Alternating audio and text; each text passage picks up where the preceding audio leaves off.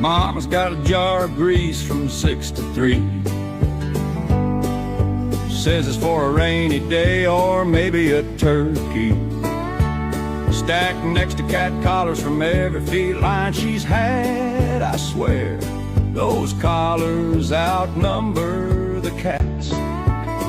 We can't get Mama to throw her shit away. She says it's treasure, but it smells like decay. She keeps it all in case the world goes astray. We can't get Mama to throw her shit away. Sometimes I have so much going on, I don't even know which way is up, I guess. And so I dropped the ball on this reporting. We were locked out of my storage shed on November 23rd. I went to the storage shed with Olivia and Ellie, and we arrived with a bunch of stuff, and there was somebody else's lock on the storage shed. The girls gently asked me if didn't I bring the wrong key? No, I did not bring the wrong key, and it was assuredly not my lock.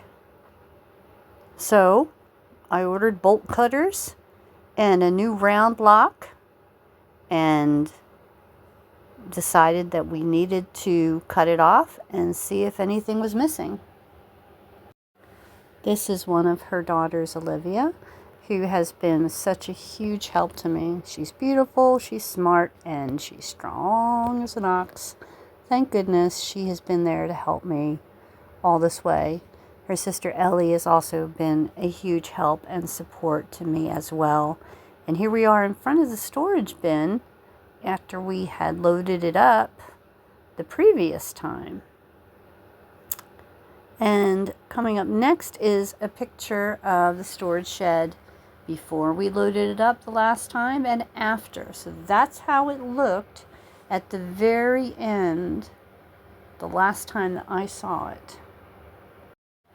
This is the fake lock, or the other lock put on by someone else on my unit, that we managed to cut off with these really cheesy bolt cutters that we got at Amazon, which really should have been worked way better, but thank goodness my husband was able to get it off, and that's what happened to the lock. This is how it looked when we opened it up. I was too shocked to take tons of pictures, but things were strewn all over the place. It definitely is not the way we left it. Boxes were taken off the top and looked through and tossed, and I'm not sure if things are missing because I did not inventory them as they went into the unit. Here's a before and after. So the before is the way I left it. The after is what it looked like when we pulled in yesterday and got the lock off.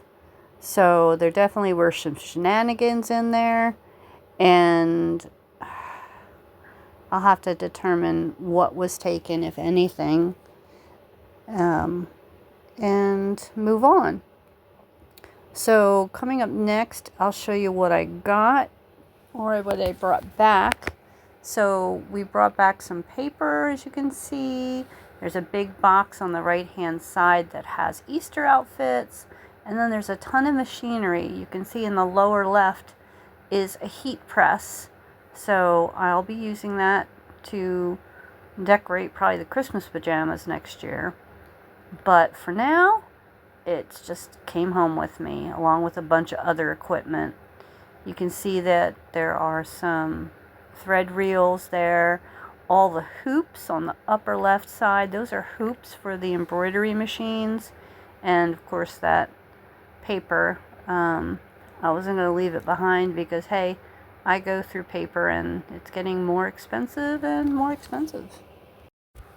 On the other side, you see some more machines and a big table that latches onto the machine.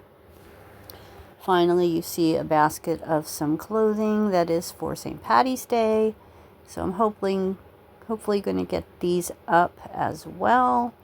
And I'm going to show you some of the examples of the Valentine's stuff I pulled that kind of swayed me to get to the point where I need to learn the embroidery machine. This adorable Valentine's dress just screams, "Embroider my name on me, please." So I've seen a lot of cute fonts out there, and we definitely can do something that would be adorable for Valentine's Day on this dress. So we're going to go ahead and jump in. This cute little elephant outfit is a 2-piece set, and we could embroider somewhere on that one. Here's a little bunny dress and another Easter dress that is so cute. So that's my inspiration. I hope you all had a Merry Christmas and a Happy New Year. This is the Hubs and I on our cruise over Christmas, and boy did I ever need that break. So coming up soon will be a video about what I'm going to do with all those machines and where they're going to go and how I'm going to get that mess all put together. So bye for now.